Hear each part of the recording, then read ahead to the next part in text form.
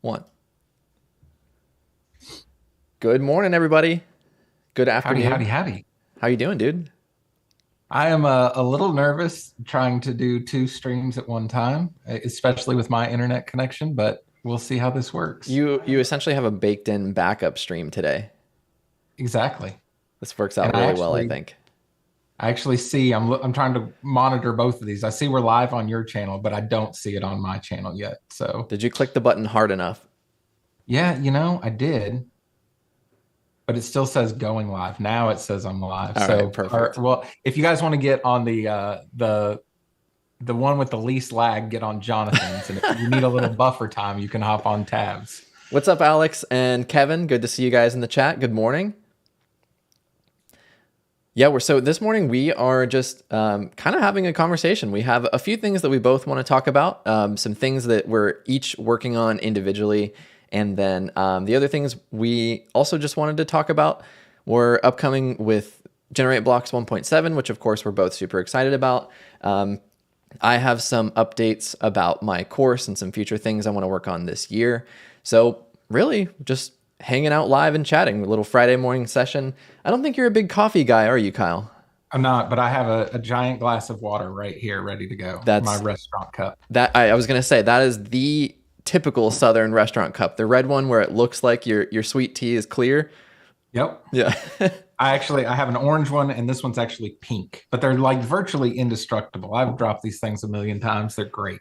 There's a TikTok video I've seen that's like when you're trying to be quiet at like midnight, 2 o'clock in the morning, and you drop one of those cups and it's like the Oh loudest man, noise ever. it is.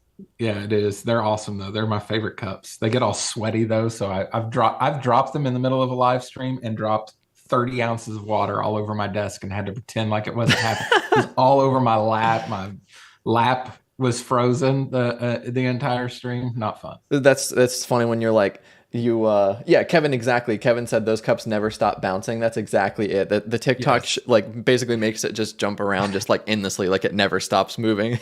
Like down the street into the next town, still bouncing. Exactly. Yeah. Elijah's fancy. He said he uses mason jars. Mm. Not all of us have that big time money like him, I guess. So I save the mason jars for making salsas. So usually if there's a mason jar in the house, it's got some homemade hot sauce or salsa in it. Where do you get the peppers from? You're gonna be able to get that after your move? Yeah, oh man, I hope so. Yeah, hopefully. I just go to the grocery store here, but there's not a very good selection unless you go to like the Mexican grocery stores. Then you can find stuff, but just like the generic grocery stores, there's nothing. There's a huge one, like, well, I've never been to it, so it looks huge, but it's in the other town next to me, and it's always bumping. They have the food and the grocery store inside, and You I've gotta heard go, it's good. dude. I gotta They're go. the best. They're the best. We got Elijah. I'm just kidding, Elijah. He said no ideas. Mason jars are fancy. $12 for 20 of them. See, the plastic cup though, Kyle. Did you just take it? Did you just put it in your No, bag one no, day? actually, we have a grocery store here called HEB. It's literally the best grocery store ever.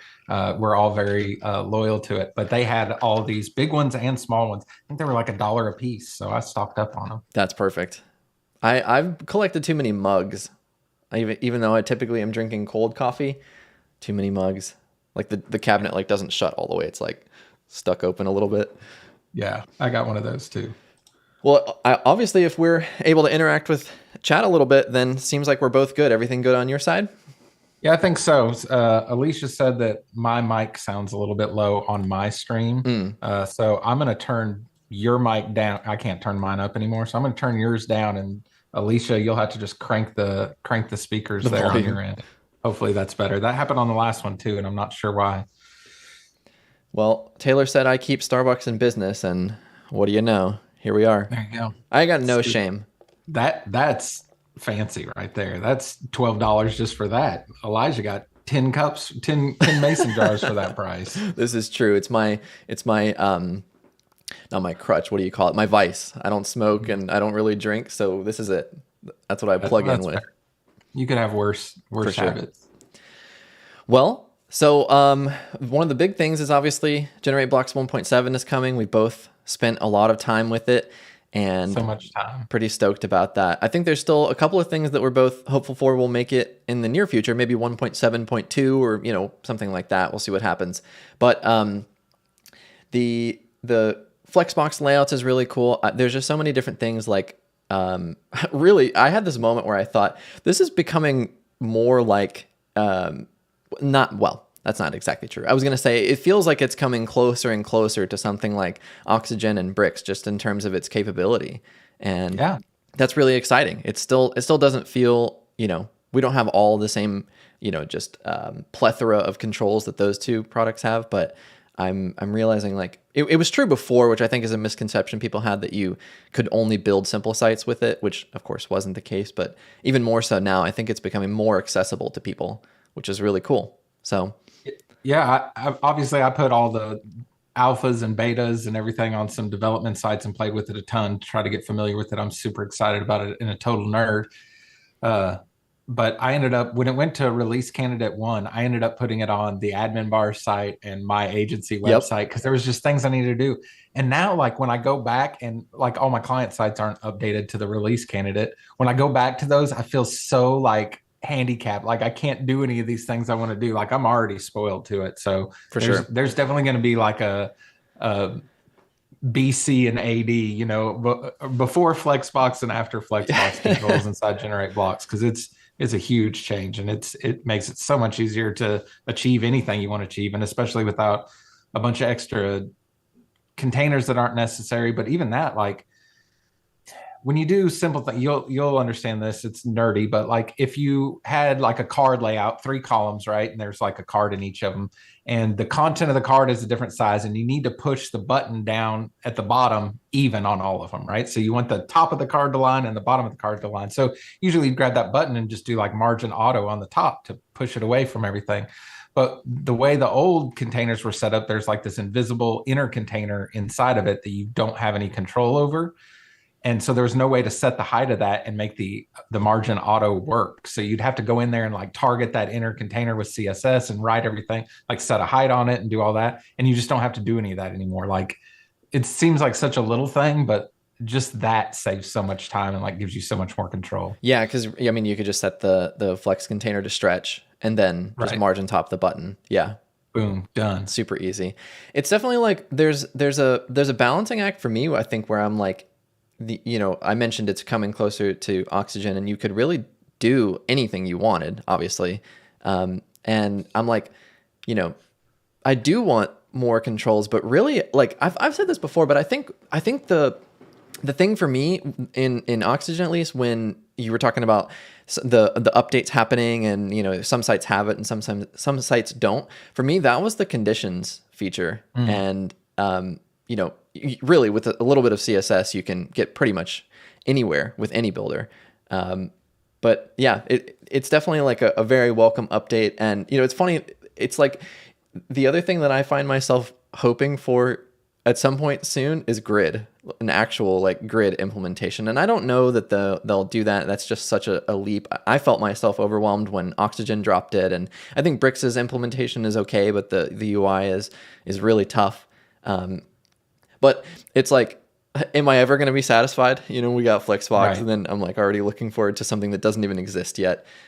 When really what we need is like calc units and stuff like that in GenerateBlocks. I will say, since I got rid of that inner container in all the containers, grid is totally possible now. Before it was a huge pain because of the way that was structured, but now you could go in with CSS, and I've set up a bunch of like basically like utility classes for some just simple grids, so you could give that container a grid class that you set up and everything will work perfectly, but you do have to write all the CSS. So I think the hard bit there is kind of what you alluded to with the Bricks implementation. I've been going through Dave Foy's course, his Bricks course. I'm planning on using it, but I'll watch Dave Foy paint a wall, so that's fine. But like when you have to put in like if you wanted to do like a 3-column thing, you just have to go in a field and type one FR, one FR, one FR, right? There's no like controls for it. And I know the controls in Oxygen were better than what was in Bricks, but still kind of confusing. And like sometimes I couldn't get the spans to work right and things like that. Webflow's done a really good job, but it's super overwhelming in Webflow. Like you have to really, I think, understand the way grid works to get everything to work the right way in Webflow. I just think the UI of doing some kind of builder that does the grids is just super difficult. I hadn't seen like a perfect implementation of it yet. Yeah. So I think that's really the challenge. Even though there's so many cases where if I just wanted a 3-column layout, like grid works so much better than Flexbox for that, you know? So it's kind of a difficult thing. There's a website that I saw when I was trying to learn grid when Oxygen first dropped it, which was I forget the website exactly, but there was like this like green just space, and you could just drag your mouse, click and drag the different areas, and build the grid, and it would write the CSS for you. And I found that was so helpful to just create something visually and then see that output. And that really helped. But at that time, there was a few things that didn't exist that I do believe now, which were like, I can't remember if it was like some kind of like additional column span. There was some combination of like column span and row span that were like not quite compatible. Something I forget exactly. But anyway, my point is that having that visual guide, I mean, Kevin alluded to it. I was a beginner, so the visual guide was absolutely helpful. Yeah, absolutely. And I guess anybody that's not using grid in something else that comes to GenerateBlocks right now, they're obviously not going to be missing it, right? And you can do everything with. I've even found, and this was like a question I had going in, like now with all the Flexbox controls, am I going to use their grid block? Which, if you're not a GenerateBlocks user, they have a block called grid that doesn't use grid whatsoever, which is going to be really confusing if they ever do introduce grid. It's actually just using Flexbox, but it creates columns for you. Essentially, it's a columns block is what it kind of functions as.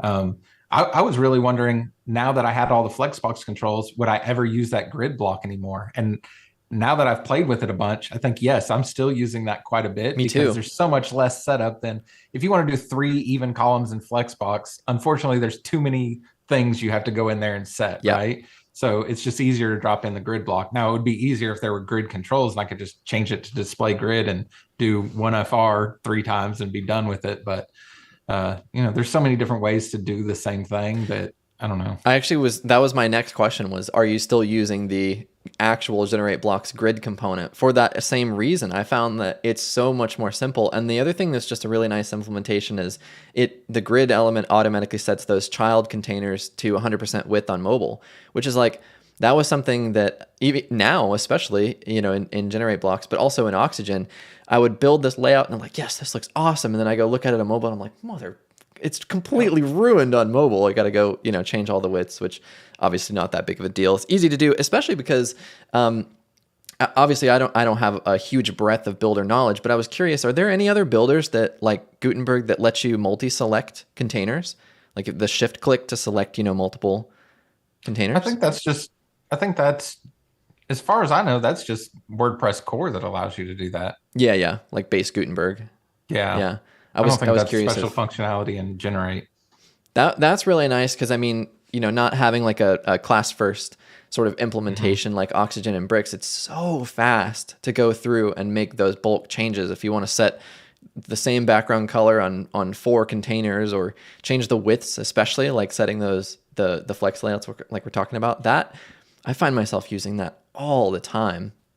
Yeah, for sure. I just wish you could like control click or something and click multiple ones that weren't in a line together. You know what I mean? Because a lot of times you do just want to grab like all the things that are next to each other, but sometimes you need to grab like headlines that are nested inside different containers, and there's no way to grab like individually whatever ones you want, which would be nice. Surely there's got to be a way.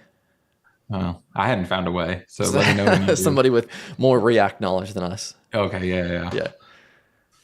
Well, there's a lot of good changes coming, or not coming, that are basically here.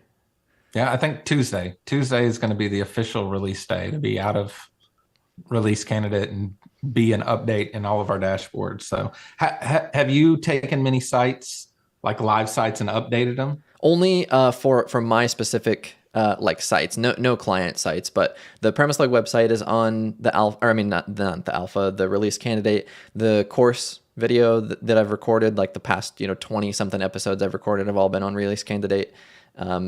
So only ones that I could afford to lose and not have a client yell at me if something went horribly wrong. But really, I haven't been afraid of it since the beta. There was a few small things that I wasn't sure, like, is this my fault? Is this something operator error essentially, or is this beta? But nothing breaking. So how are you going to handle? obviously they put in there, and I know not everybody watching this cares, but they put in there basically a simple little toggle. If once you update, if you have a section that uses the old system, there's a little toggle you can click to update it to the new section.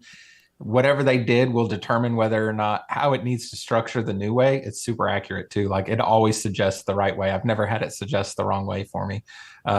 But you can just press those buttons and it'll update everything. So do you plan on going back to old sites and updating all these individual containers to the new system, or just leave well enough alone? I'm just going to leave them alone unless I need to. Like on the premise log site the other day, I was building or adding a section to an additional page, and then I copied one that was very similar to another page. And in that case, I did update it because I wanted the flex controls, and it worked perfectly. I was kind of nervous. I clicked the little, update to new system, and everything was totally fine. So Yeah. just like you said, it worked perfectly. But really, like, just going to leave it unless I need it, quite honestly. Yeah, I was talking to Mike Oliver about all this, and his original plan, I think, was to go back to all his client sites and like update every section to the new systems. No way. I'm like, I don't think I'm going to go. Like, I think my approach will be, and I think he's changed his mind on that after doing a couple of them. Yeah. I think my approach will be like, if I hop into a client site and because they need some changes or whatever, and it's using the old system, I'll just update that section as I'm doing it. So there'll probably be a mismatch of like old system, new systems, and either one works fine. So I don't think it's a huge deal. Yeah, I mean, since they're not incompatible with each other, I don't really see the value in taking the time to do it. Unless I'm already there and there's a reason to, then I'll do it. But otherwise, It works fine. And I do wonder too, because I have a few client sites where clients get in there and do things. So I'm gonna have to give them some advice on whenever they say, "What do I do?" With this, do you want to update or whatever? So far, like I said, though, I've updated probably 100 sections or more, and it's never suggested because it gives you a choice to go with like an inner container or not have an inner container. And sometimes you need it and sometimes you don't, just depending on the layout. I've never had it suggest the wrong way. So I feel pretty confident just tell them like, yeah, you can go ahead and update it, do whatever they, click the blue button or whatever instead of the grayed out one, and you'll be fine.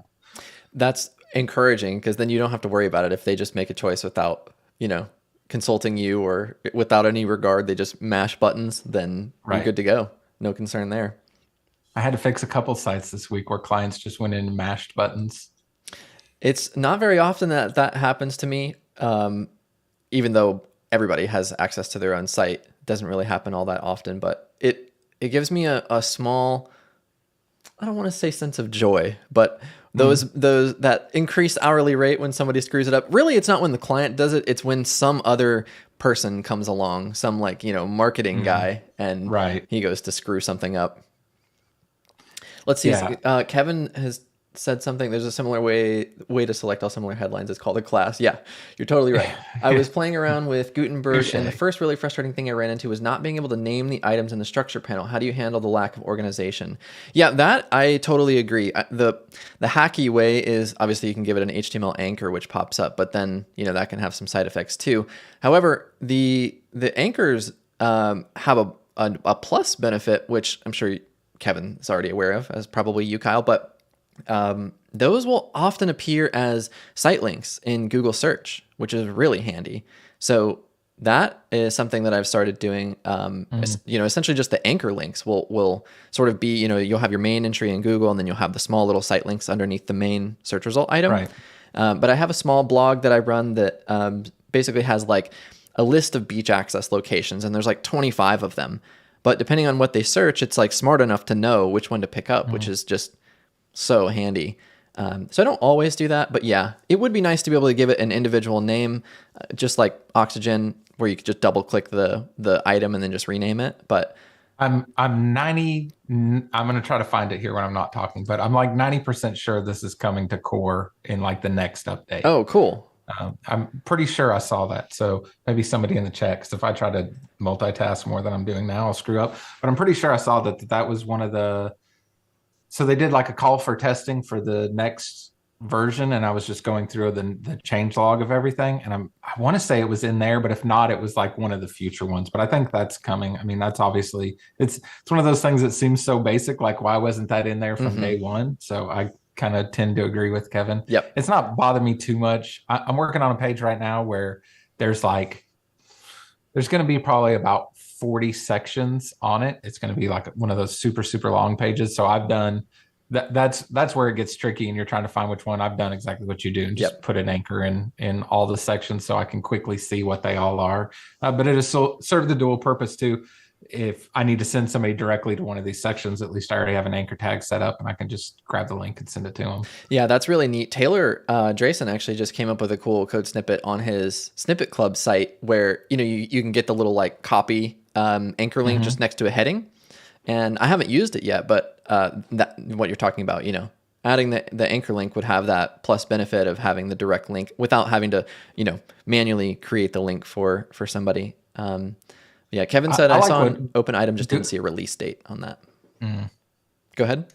I like what Google will do I think it's in like the rich snippets. Sometimes they'll have like you ask a question and it'll have like the answer highlighted. And if you click on that website, it'll scroll you down and highlight that part of the text, which is freaking slick. That's so cool. I thought that was like some witchcraft. I actually noticed it first on, funny enough, the Blizzard like forums, like their community forums. You could search a question and it would do that. And I was like, damn, this is sick. How did they do that? And then like a couple days later, I saw it on like the Google support forums and then other people's websites. And I said, oh, right.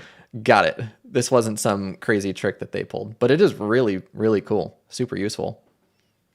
So with this big update, were you upset that you had just finished your entire course and everything was changing, or is this a golden opportunity? It's a golden opportunity, and quite honestly, the as of right now, I've recorded 28 new videos. Like 16 or 17 of them are actual new pieces of content, but the other 11 roughly are re-records of existing items. And honestly, it's so much better. The quality of the video is better. My personal like knowledge and just like subject matter is just so much better. And then I also, for the last couple of months, have an editor that I've hired, and she just makes these videos so much better. They're more engaging. The cuts are better. She has nice transitions, and it's just more engaging content. So really, it's been a lot of work. Like last week, I spent multiple days all day long to the point where my throat was hurting from talking so much. And but honestly, I'm really, really thrilled.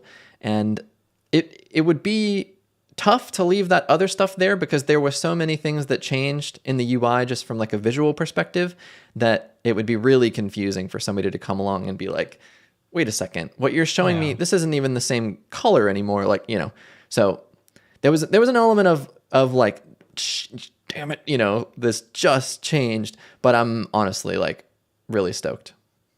Yeah. And I know you shared a couple of the videos that have been edited or first cuts of the edits, and they look awesome, man. I'm super excited about going through the whole thing again. I appreciate your feedback. Yeah, we changed the first two, just simplified the little like call outs and stuff like we talked about. So those will come. Originally I had hoped that they were coming this week, but she just had a baby, so I have to be a little more receptive, Pesky children. No excuses. Yeah.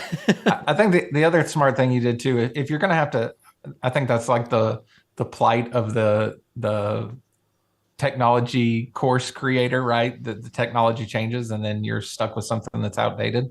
But since you're going to have to redo it anyways with all the new updates and stuff, I think the fact that you sent out like a survey to everybody and asked them what they liked, what they didn't like, what kind of feedback did you get on that? What did you do differently this time?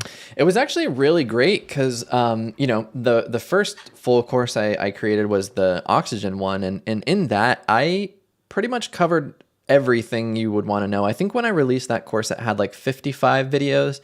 And by the time I closed it, it had like, I want to say maybe like 80 or even 90. It was a lot, but there was quite a few that was like individual lessons on just one specific element. Like in Oxygen, it was like one video on just the button and then like one video on just the section. And you kind of spend 8 or 10 minutes going through that. And that was something I actually didn't do in the first go round of this course. I just thought, I sort of just assumed, people are smart enough, you'll figure it out. But then I got the feedback, and that people aren't that smart, huh? No, I'm just kidding.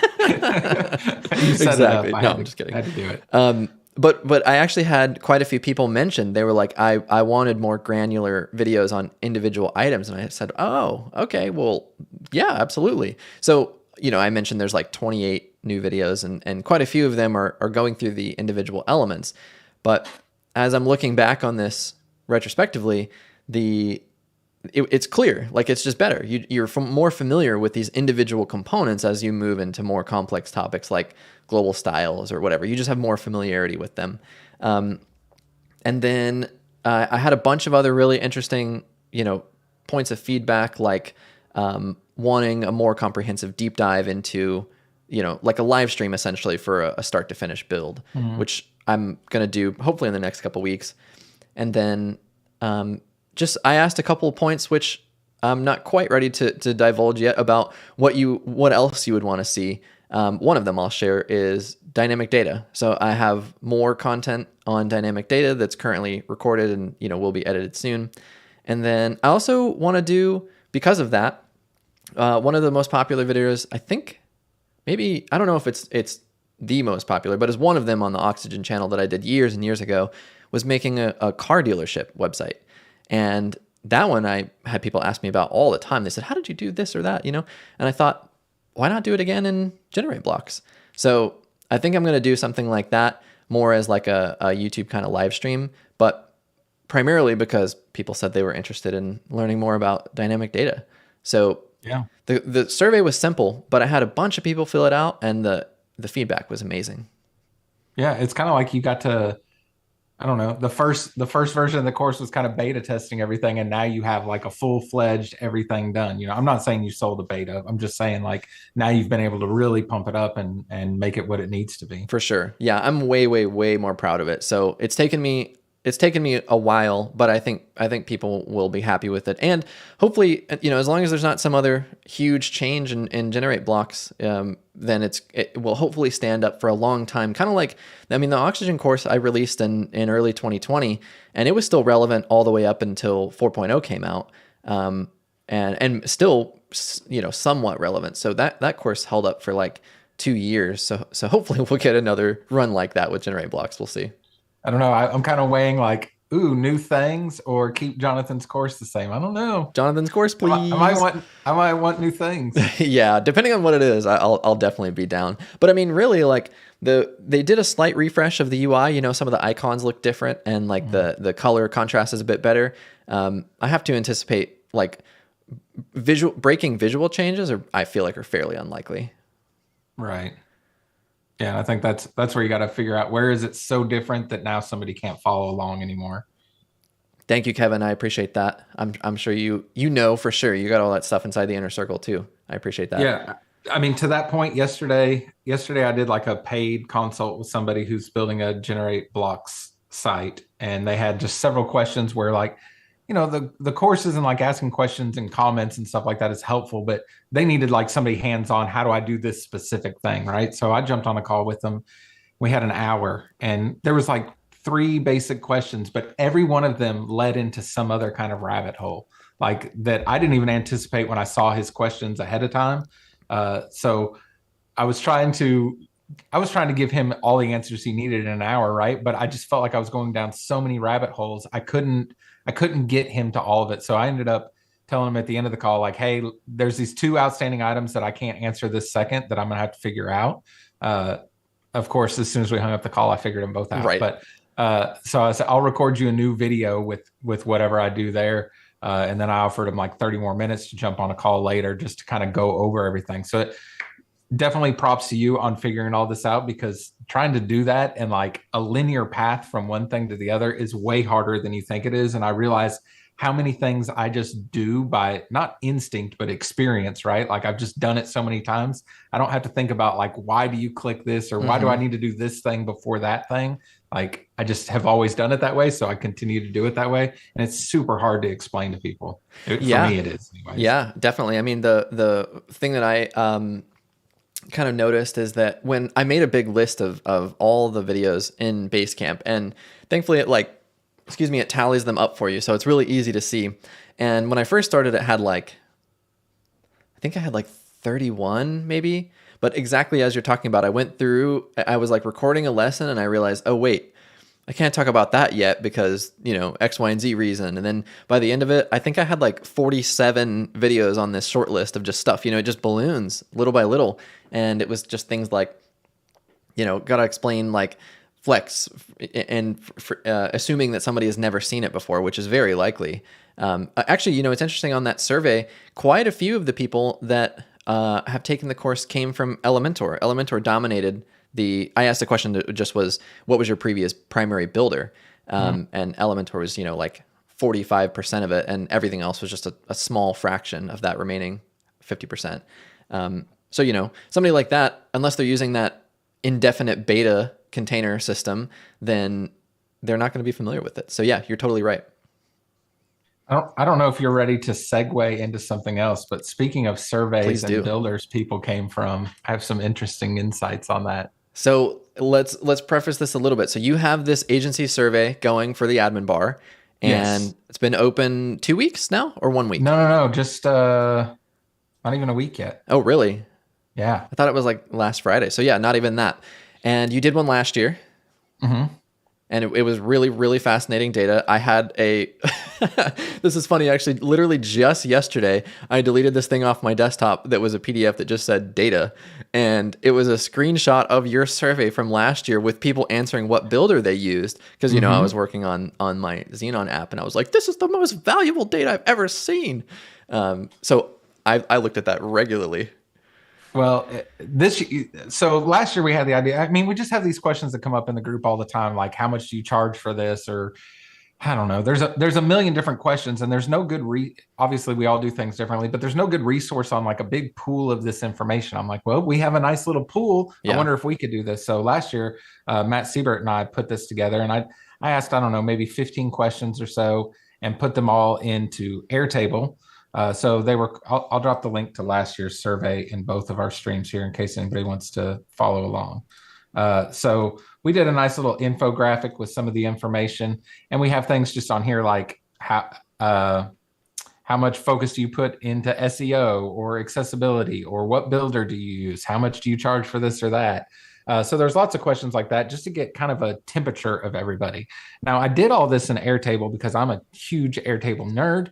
And so, of course, I was going into Airtable and like filtering all these things different way and grouping them and sorting them and like looking at this data in tons of different ways. But I did a really poor job of explaining that you could do all that. So we did like this results page that has a cool infographic that like points out some neat things. And then I just listed in like plain tables, how many people voted for each thing, right? Which is cool to understand, to see. But it's like everybody who's in the admin bar. So there's people who just started an agency this year and we're in February, right? And then there's people that have been doing this for 25 years. And there's people in the States and there's people in Pakistan. And not all these things line up perfectly, right? So the cool thing about the Airtable database, and what I'm going to do a much better job of this year, is everybody's going to be able to download a copy of that Airtable base once I have all the results finished. I guess I should say that the survey is completely anonymous, so I'm not collecting names or anything like that. So we would love everybody to fill it out. But once everything's done, I'm going to give everybody a copy of the database and then have some tutorial videos showing not only how you can sort and filter all this information in Airtable, but like some ideas on what you might want to do. So like this morning, for instance, I've been trying to like tease little bits out to get people to fill this survey in, right? So I teased out where we're at right now with hourly rate. So one of the questions on there is like, what is your hourly rate if you charge hourly? And I think the average right now was $98 an hour, right? And that's between everybody who's taken the survey. But because Airtable works as a database, I can sort and filter that different ways. So one way I looked at it was like experience. So I did a chart of like people with 1 year of experience, and it goes all the way to like 30 something. And you could just plainly see that the more experience you have, the more you're charging per hour, right? That's not that interesting, but it just shows you an example of how you can filter this.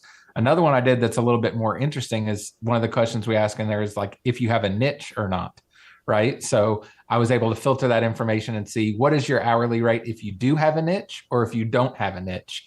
And the hourly rate for people with niches is higher than people without them. Now, that doesn't mean you pick a niche and all of a sudden you can charge more, but on average, those people who specialize in something are charging more per hour, which is interesting to see. So there's all kinds of ways you can break this down. So I want to do a lot of like education on that Airtable part, because I know not everybody's an Airtable nerd like me, but how to do it and why you should do it this way, right? So the more people we can get to fill in this survey, the better data everybody has at the end. Well, I mean, there's so many pieces to that. The geography is a huge one for the hourly rate. If you even if you were to look at North America, like Canadian dollars versus US dollars, it's like that's not really comparable. So you need to be able to filter it by geography. Some people may want the hourly rate for Europe as a whole, or like Asia or whatever. Yeah.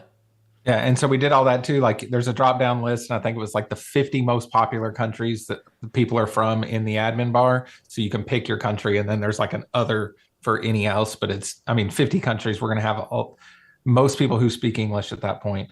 So you could go in there and filter just a specific country. Like if I only wanted to compare what I'm doing to people in the United States, I could do that. Or I could say United States and England and France and Germany and the Netherlands. You could combine it however you want.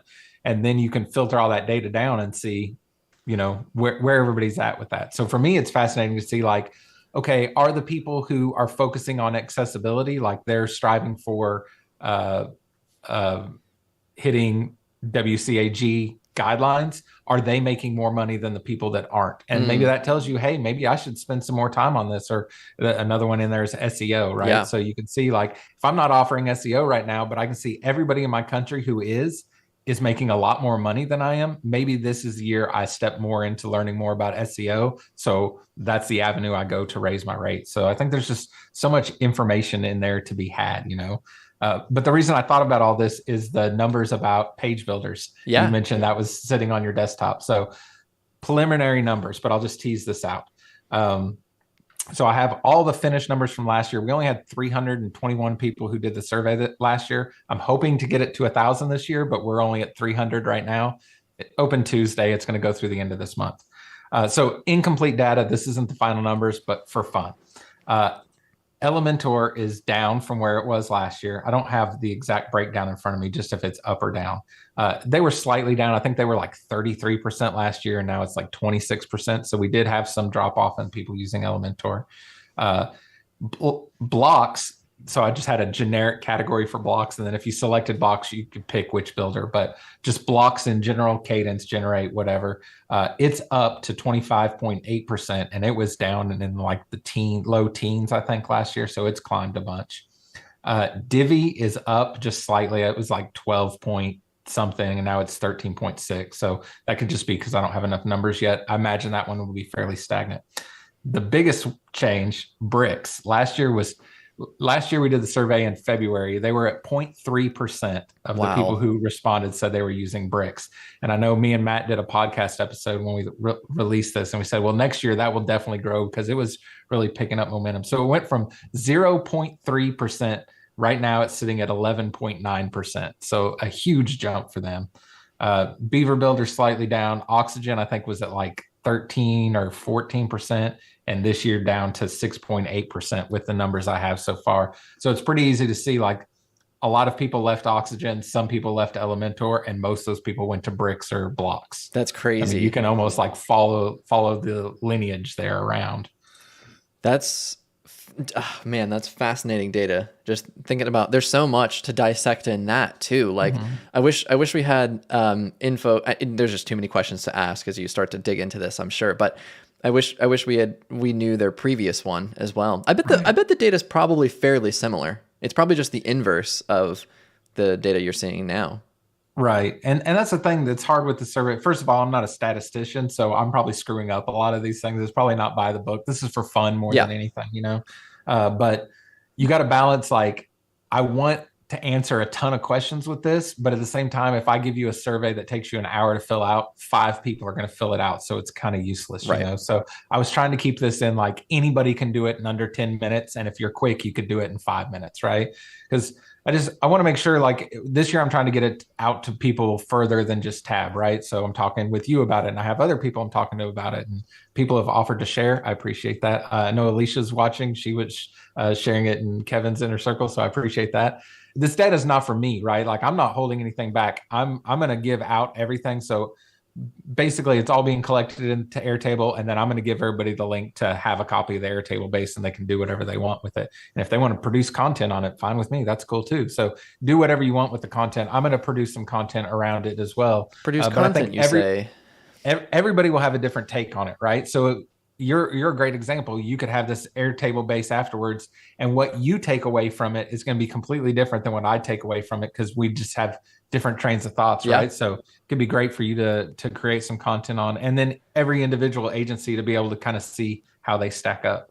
Yeah, I mean, it's really interesting because I just bumped my hourly for the first time ever. This is my 6th year in business, and I started with my hourly at 110 an hour, and that was purely because the company that I came from was at 105. And I remember consciously thinking it was so easy to say that 105. And people didn't really seem to bat an eye at that. But if you said $100 an hour, that was like more aggressive in their brains for whatever reason. So I just made mine 110, and that was easy to say too. It was like 110 an hour, and it just sort of flowed. But as time has gone on, my skills have gone up, my costs have gone up, that kind of thing. I just bumped it to 150. Not a soul batted an eye. Nobody questions it, and it makes me slightly upset because I wish I would have done it. But it's interesting to see where you fall on that spectrum too with the data, knowing that I was sort of right there in the median for years now, and then slightly moved up. That's really, really fascinating stuff. I can't wait to see the full results. Yeah, I know. I'm excited too. So the I'm going to close off the survey on the 28th of this month. That'll be the last day you can do it, and then I'm probably going to need like at least a week, but maybe 2 weeks to get everything processed and into like a results page and stuff. I'm trying to like pre-build a lot of it now, so I can have like the skeleton ready there to just plug in the numbers. But I'm gonna try to get it done as quick as I can. But realistically, I'll probably need a week on it. So we're probably looking at the middle of March. It'll be completely out and open for everybody. So for those people that haven't filled out the survey yet, can you just go to theadminbar.com? Yeah, so if you go to theadminbar.com, there should be a little banner across the top, like a pink banner that says Second Annual WordPress Agency Survey. So if you click on that, it'll give you some information about the survey. It's kind of one of those things. I'm afraid people are going to think I'm trying to collect data on them, and I guess I am collecting data on them, but it's anonymous, right? So I don't know who you are. And the data is not for me. The data is for everybody. So as soon as it's done, I'm going to give everybody a copy of it. So I try to communicate that in there. But yeah, it's all on there on theadminbar.com. Perfect. I just dropped the link in my chat. So anybody that watches this after the fact, you can click on that and go take the survey. It didn't take long at all. I did it in bed on my laptop one night. So it was super easy. I know. I wish I could have done something. Somebody mentioned like I need to incentivize it, right, to get more people to do it, which would be great. I would bump the numbers. And I thought it'd be really nice to say, okay, only if you participate in the survey do you get a copy of the Airtable base, right? Otherwise, you can just see the results that I publish. But then I'd have to know who filled in the survey, right, which ruins the anonymity of everybody who signed up. So wouldn't that also skew the data though? If there's some sort of incentive, like, yeah, I feel like definitely could. I don't know. Neither of us are all the questions too are optional. So if you don't want to answer one, you can just not answer it. And when I do my results page, I'm going to factor in for like, if we had 1,000 people in total fill in the survey, well, only 900 filled in this one question. Another one, 950 did. And this other one, only 50 did. And I'll factor in all that to my results as well. So even if you get to a point where like, I don't want to screw with this question, just skip it and go on to the next one. I got to give you credit for that. Cause man, putting these surveys together it's really tough to come up with the right questions, and also the way that you format the answers is also really important. The order of them matters, and then also compiling the data is really tough because I did this in a very, very small way in maybe like 2019 or 2020, and I had some good responses, but a big mistake that I made was leaving some of the questions available to an other, which allowed you to input information. And then I ended up with these like pie graphs where most people answered the question, but lots of people put in a freaking novel in a simple little single line text field. And then you just have this mess of data that you have to somehow, surmise. And I remember thinking like, this is really tough. So I'm especially excited for this because yours last year was great. And I'm sure you took a lot away from that to kind of optimize this one. Yeah. And I should have like found somebody that's a numbers nerd for all this to help me out. So that's a good example, right? So one of the questions in there is like, what was your revenue in 2022? So I could have just put a number field and people could have typed in a number, right? But then we're going to have every possible thing from zero to over $1 million, right? So that's a lot of data to try to process. So what I ended up doing was like a range, like 0 to 50,000, 50 to 100,000, 100 to 150,000 and ranges, which is nice because we can easily see like who's in what ranges, right? But at the same time, that makes it impossible for me to do an average Oh or yeah. anything like that because I don't have an exact number, right? Now I could say, okay, if you're between 0 and 50,000, we'll just say it's 25,000. If you're between 50 and 100, we could say it's 75. And I could get an idea of the average, but I have to do all that manually. I could probably set up some formulas for it, but it's kind of not a perfect situation. And then the other part of that too is like, how do you influence these answers by what choices you give people is hard. And I'm sure I've screwed some of that up. Like I said, I did my best. This isn't my full-time job, right? And also like people's interpretation of things, right? So a good example of that is SEO. So in here, I have the question, when it comes to SEO, would you say you ... And there's three choices. You don't do SEO at all. That's pretty easy to understand. Now, what level of SEO do you do? There's no Right. categories for that, right? So I just tried to come up with something that maybe we would all loosely associate together and have something kind of close. So the other options are just the basics. And then I give an example of like on page and technical stuff. So I'm going to like make sure the headings are in the right order and I'll put titles and meta descriptions and stuff. That would be like the basics to me anyways. Or thorough. And thorough's like, I'm worried about the SEO and the content and off page stuff and link building and all that kind of stuff, right? Because some people are going to do that all the time and some people aren't. Yeah. So trying to group some things like that is really, really difficult too. I don't know I have perfect data on that, but it'd give us an idea. It's funny because the wording is obviously super important because I was thinking about this. I was looking at selling a car of mine on this auction website, and they make you fill out this little like, pre-qualification form because they want like enthusiast level cars. And one of the questions is, what transmission does the car have? And it says automatic. And then the other question, the other answer is manual. But then in parentheses, it says stick shift with 3 pedals. And it's like they're clarifying because they know people are going to say, well, it's got the paddle shifter or the thingy on the lever, but it's not actually, so they have to like be really careful how they word it. And that's really simple because it's cut and dry. It's one of 2 options, but the way that you word it, I'm sure makes a big impact and stuff like this. Yeah. Well, we'll see. I'm hopeful for this. I do know this year we're going to do a much better job of like giving people everything they need to be able to sort and filter the data and understand how they can make it more meaningful to them. Because I did that, but I think 99% of people who saw the data last year didn't do that. And I think that's where the more valuable part is.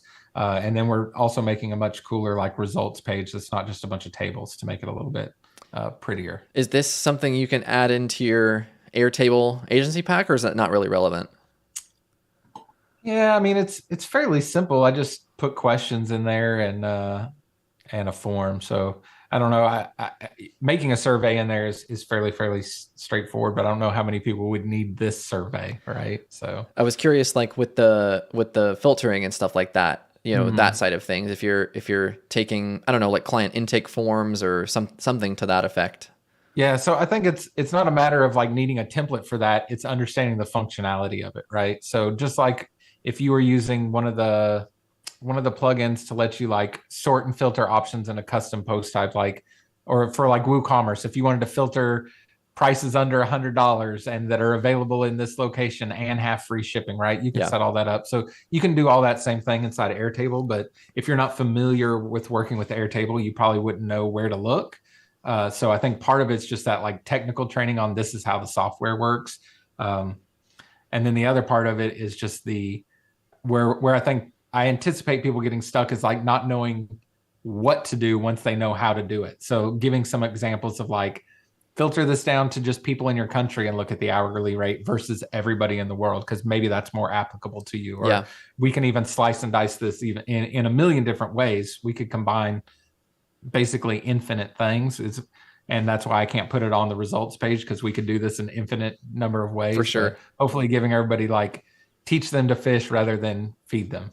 is the Absolutely. Yeah, idea. that's really cool. Well, so early March, then we can expect to see some results. That's the plan. Cool. Yeah. Dave Foy says, I'm watching both streams at once. Do I get a prize? Yes, you do. You do get a prize. We already talked about you, Dave, so that was the prize. I should have worn my Lithium Joe shirt today. I You apologize, Dave. should. I don't have it on.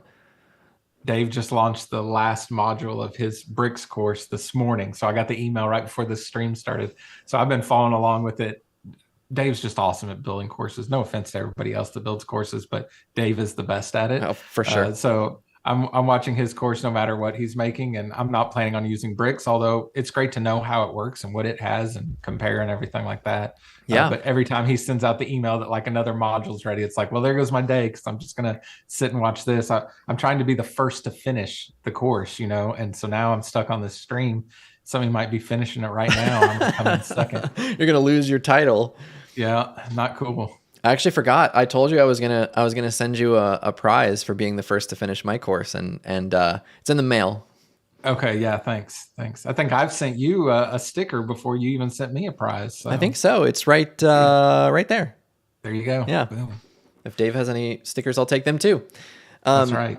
So we're getting close to an hour, and I imagine you have plenty of other things to do today as well.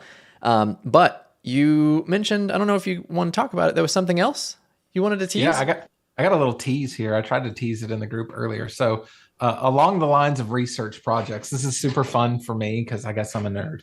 A while back, we had a thread in the group in the admin bar about like putting home in your navigation versus not having it in there. And I think most people in the group didn't think about it very hard and just said, well, you just click the logo. There's no need to put it inside the navigation, right? My argument to that is we know you click the logo to go back home, but does everybody know? Like if I handed the laptop to my wife, would she know to do that instinctively? I don't think so. She's got a master's degree and she's very smart, and she's not, I mean, we're not young anymore. We're not like in our 20s anymore, but she's not somebody who doesn't know how to use technology. You guys are ancient. So I just think that less people probably know that than we think they do. We have this like bias because we do this all the time, right? Mm-hmm. So I decided to set up an experiment to see if this made a difference or not. So I guess the first part of the argument is, do you even want people to go home on your website? Like if they come in a different page, do you want them to be able to go home? I'm going to save my argument for that for later when I release all this stuff. But so basically what I did is I took 4 different websites and I took out the home link if they had one. And then I set UTM parameters on when somebody clicks the logo, right? So every time somebody clicks the logo, I'm collecting that data in Fathom Analytics and I can see a count.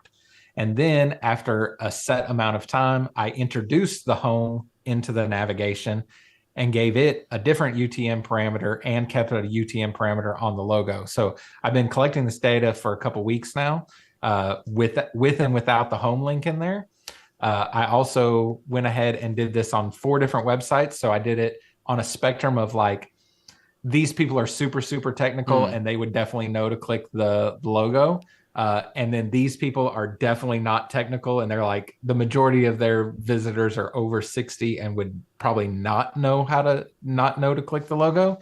And then so I've been collecting all that data and putting together some charts and stuff. So I'm going to have all that finished next week. Of course, I can already tell at this point what the answers to these things are, but I definitely think we're going to change some minds on whether or not you have to put the home link in the navigation. That's really cool. I think you don't have to answer this, but I think my response to that would be exactly what you just said about the level of technicality of those users. Like a site like Stack Overflow, you don't need that, or even like a site like the admin bar or Permaslug, we probably don't need it. But if it's like, Joe's remodeling service, you probably need it. And the other component of that too, I would imagine, is mobile versus desktop, and the way that people are interacting with the site in that case. Yeah, so I did think of that before as well. So obviously with analytics, it's easy for me to see who is on desktop and who is on tablet and mobile. So I'm breaking the data up that way too, because I do think when the home link in the navigation is hidden behind the hamburger menu, if given the choice, if you know to click the logo, you're going to click the logo. You're not going to open the hamburger menu and then click home, right? For sure. But me, who knows how to click a logo, if I see the home link there and I know the logo goes home, but my mouse is closer to the home link, I'm probably just going to click the home link. It's just going to be whatever's convenient at that point. So I do think there will be a difference between desktop and mobile navigations as well. That's cool. You got two interesting data sets of varying Yeah. sizes coming for us. Yeah, so this one, I am the worst at being patient. I have zero patience at all on anything. So when I came up with this idea like 3 weeks ago, I was like, okay, I'm going to set all this up. And I set it all up and I'm like, okay, but I want to like publish this now. I want the results now. Yeah. But obviously we need time to collect all this data and stuff. So I had to be quiet about it. There's not a whole lot of people watching now. So hopefully nothing gets affected. My data is just about done now anyways. I don't think anybody does at this point is going to skew it, but it should be interesting to see. So I'm going to put all that together this week. And then I'm actually going to hop on a call with Matt Davies, and we're going to kind of go over some of these results and talk about our thoughts on it. So do you put the home link in navigations ever, sometimes, always? I would say nearly always, but that's Okay. because the vast majority of client sites that we would do are for non-technical audiences. Like inadvertently, I fell into a home services niche. So I have tons of contractors and flooring people and, stuff like that, where the types of people coming are probably browsing on their iPad. And, you need to accommodate for that and make the experience as simple as possible. So the short answer to your question is yes, typically always. In fact, I actually don't even know, is it on the PremiseLook site? I don't know. It is, yeah. Check their own website. That's funny. I don't know if I need it. It'd be interesting. I bet it would make zero difference if I deleted it. Probably, but I don't know. Wait until you see the data, because I think that's going to change. I think my hypotheses, which I did document before I did any of this, I wrote down all my thoughts on this so they would be there before I could be biased with the results. My hypothesis is that most people haven't thought about it nearly as much as I have in the last 3 weeks, but just hadn't thought about it that much. Like they either put it there or they don't. They probably hadn't thought about it much, but I think this is going to make it worth considering whether you do it or not. Now, you also probably have to balance this with how big is your menu, because you have those clients that want to put 15 different items in their menu. And for me, home is one of the first ones we can knock off if we're having to chop down that list. Definitely. Yep, that's a really good point. It's not super common, but yeah, there's a client that I have that's been one for multiple years, and it's a church, and they just love to stick shit in their menu, and we even had to switch it to like a slide out side nav because it's so damn long on desktop. And they love to say, like, can you put another tab on the website? There's no tabs on there. There's no more space. I'm sorry. I'm not making your menu scroll vertically. No way. I've told some of the non-techie clients before, like, oh, unfortunately, there's only the theme only allows for 6 or whatever the number was. Like, oh, sorry, we literally can't do that. And honestly, that's an acceptable answer. I fell into the opposite trap when I was working with Oxygen, because you could do everything, and then I'd be like, why the hell did I not just tell them that I can't do this? This is crazy. Yeah. I mean, it's a little white lie. It doesn't hurt anybody, but they didn't question it. They were just like, oh, okay, yeah, then we'll just keep those. Exactly. They never do. That's so next time they say, can we make the logo bigger? Say, unfortunately, we can only allow for 90 pixels in the header, and then the police get called. So this is as big as it can be. Designers everywhere rejoicing. Yeah. So there you go. We solved that problem. Took us an hour, but I want to tease something else before we wrap up here. So, I had a project late last year that had a very specific implementation of needing dates and calendars on the site. And essentially the idea was that we had a custom post type that was not affiliated with events, but it had a date component that needed to be plotted on a calendar. And there's tons of event plugins out there, most of which are behemoth in weight and complexity, and for sure, exactly. They all force you into their own custom post type with their own taxonomies, and there's a very laser focused approach to the way they do it. So I actually built something by hand and made that implementation work for what I needed using this JavaScript framework called Full Calendar, which is fantastic. It's one of those, JavaScript libraries that's fully featured and completely free. Like the free version of it is just incredible. And the way that I implemented it was very flexible, but obviously relied 100% on custom code. So I shared this with a couple of people, and Elijah Mills, Oxygen Elijah, I've heard of them. yeah, he's a good bloke. Him and I teamed up on this to turn it into a WordPress plugin. And it's called Pi Calendar, and it's not yet released. We don't have the website up or anything, but that will be coming in the very near future. It's going to be a freemium plugin, so the free version will be very capable and really flexible. And the plan at the moment is to put it into the WordPress repository, and then the pro version will allow you to do, other cool things. And really, the reason why I'm so excited about this is because it's so simple. You set it up in like 5 minutes or less. And any post can be put on your calendar, and you can have as many calendars as you want. So you essentially have a little dialogue in the back end, and for any post type, whether it's a page or custom post or whatever, you just say, this is an event. You tick the box that says, whether this is all day or not, and then you can set both a start and end time, and you just publish it, and it plots on the calendar for you automatically. So I'm really excited about this. Obviously, you've seen it, and Taylor has seen it. But other than that, nobody else has really had a chance to play with it. But this is going to be really, the goal was actually a very similar goal to yours from last year. I wanted to get something in the WordPress plugin repository this year, primarily for just the sake of having accomplished something that I feel is really cool, which is getting that in the repo. But also to do something that is extremely laser focused, that doesn't try to be everything, and see it through to the finish line. And we are really close to doing that. So not only is this, I think, a really cool plugin, and once you kind of get a chance to see it, you'll hopefully feel the same way. But I'm really excited about it. Well, I'm glad you mentioned that. I've already seen it, because I was going to have to whisper, am I allowed to talk about this? Yes, you have. Yeah, so I saw, it's like pre-alpha. I saw an unfinished version, right? So I can't give you a review of the product in entirety, but I'm going to tell you what I thought, because I have one client site for sure where it is an event site, and I built this originally 5 or 6 years ago, and then rebuilt it maybe a year ago. They have events, several every week, so it's very busy. I looked at all those event plugins and hated every one of them.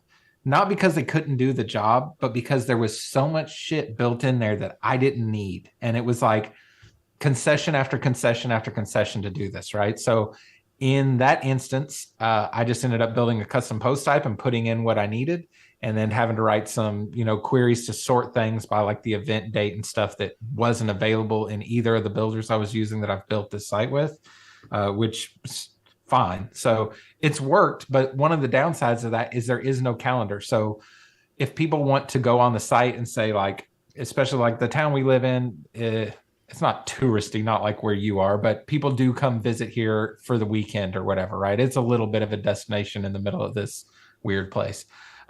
Anyways, they might be looking in the calendar and say, hey, I'm going to be there in July. I wonder what's going on. And it'd be so great if they just had a calendar, but they don't. So they just have to scroll through the list in in date order and find where the shows start in July, and then look at their calendar and try to figure it out. So that was immediately what I thought of when you told me about this plugin. And when Jonathan says simple, I literally installed it. He gave me no instructions. I installed it. I went to the thing. I checked the box. I put in the date. I pressed publish, and there was a calendar on my page with the post on it. That's exactly what I needed. So I'm really excited to get this on that site. I have another client site where it's two of them actually, where it's city of. Oh yeah. And they have city council meetings and special meetings and things like that. No calendar on there, which would be really helpful for the citizens of those towns to be able to look at a calendar and see if they can make a meeting. So I'm really, really looking forward to this. And the thought of you could just use this on any post type, to me, is the killer feature about this. I don't have to plug into any system. I can just use it on whatever. Yeah, I appreciate you saying that too, because that's the other thing, is you can mix and match the post types. So you could do, if you have a custom post type called events, you can do all of those. And if you need to toss in a blog, you can add that in too. So there can be multiple post types all shared within the same calendar. And then of course, with the short code, you can filter it out. So you can say only post types in event or whatever you want. But that was the whole like guiding principle for us, was had to be so simple and honestly not try to be any of those other event plugins. And this will never be one of those. It's never going to do ticketing. It's not going to do, any of the other crazy features that those plugins have. But we do have some cool ideas. With the pro version, there's a popover that works in the free version, but we'll add extra customization and stuff like that. But it works really well. We're doing some final polish, and hopefully we'll have a private beta out in the next few, I don't know, maybe I'll put a timeline out there, maybe 2 weeks. And then if you're interested, like I said, there's no website for it yet, but any blog post on the Premise Lug site, you can sign up for the email list, and I'll of course send an email about that. For sure. We'll make sure I'll share it in our newsletter and in the group too. So if you're watching this, you will see it when it happens. Yeah. Yeah, that's exciting, dude. I'm definitely putting on there. Taylor just asked if it was going to go on the admin bars events. If I can get more events scheduled, that will make sense. But right now, there's none on there in the future, so probably not yet. Yeah. It's like those out of date sites that have like a calendar and it says no events, and you scroll back and forward however many months, and there's nothing there. Yeah, maybe you need to have that in the plugin. If there's no events, what happens? It self-destructs. Okay, good. Takes the whole website down. That's perfect. Just injects malware into the website immediately. I love it. Yep. Well, cool, man. Do you have anything else that you wanted to share or touch on before we wrap up? One last thing. Episode 1 of Inside Link today. Congratulations on that. I'm enjoying it. I'll enjoy it more when I'm not talking on it. And I just want to hear what's coming up next week on episode 2. Well, I appreciate you putting me on the spot for this. So I think what I'm going to do next week is like a live Q&A with GenerateBlocks and GeneratePress. So my plan is I'm just basically going to have, I'm going to send an email out and ask questions, of course. So I have some things to work with on the front end, but I'm going to have just a new install set up. And if people have questions, they want to see how something works, or if there's like a specific thing somebody's struggling with, then I'm going to try to replicate it and do it live. And so essentially it will be like a webinar-esque kind of thing, but it'll be live on YouTube, and that'll be episode 2. That's the plan for now anyway. I'm glad to put you on the spot like that. I've been waiting to do that this whole time. Anybody watching, that was not set up. We did not plan that beforehand. And I knew when I said it, Jonathan would either laugh or kill me. So no, seems like a laugh, but he might want to kill me later. I definitely need to make this a habit, because it's something that I've thought about doing and I've talked about doing for a while, and the reception has always been good. And these 9 a.m. Friday sessions for me work perfectly. Typically my schedule is pretty easy on Fridays. And so this is really consistent, and I think it's going to be good. I mean, I look forward to, there's a specific podcast that I look forward to every Friday night. I know it's coming. I know what time it starts, and I'm always there, but it's because that consistency, I know it's there. Mm-hmm. And so I'm I am going to end up doing the same thing here. So drop a like on the stream if you want to see the next episode next week. Taylor has an interesting idea, though. I wasn't prepared for this. I think the guest should be able to call someone out for the next episode. That would be interesting. Have the guest pick the next guest. Okay. All right. So then, because I already have a plan for week 2, who are you calling out for week 3? I mean, it's got to be Taylor. All right. Done. That's it. Yeah. I mean, it was his idea, so he's got to go next. All right. I'm down. That sounds great. That's exactly what we're going to do. Okay. Perfect. I love it. I'll be there. By the end of it, we're going to have Matt Mullenweg on here. That's right. I don't know if you really want that. Have you listened to him talk? Tom, yeah, Max says Tom on here. That would be great. I haven't chatted with him directly. Yeah, that was a super interesting call. I love that. Yeah. All right, everybody. Thank you for allowing me to be your first guest and come on here and talk about some things I'm doing. I appreciate that. Of course, man. As always, anytime you want, you can be week 4, 5, and 6 if you want to make it nice and easy for me. Well, somebody else has to invite me back on, or I don't get to come back. True. Those are the rules. Those are the rules said by Taylor. So done. This has been really great. As always, it's good to chat with you. Thank you to everybody watching. And like Kyle said, whether you're watching Kyle's stream or mine, please drop a like on there. And if you have any questions for us, feel free to join the groups. And otherwise, we'll see you in the very near future. Bye-bye. Bye-bye, everybody.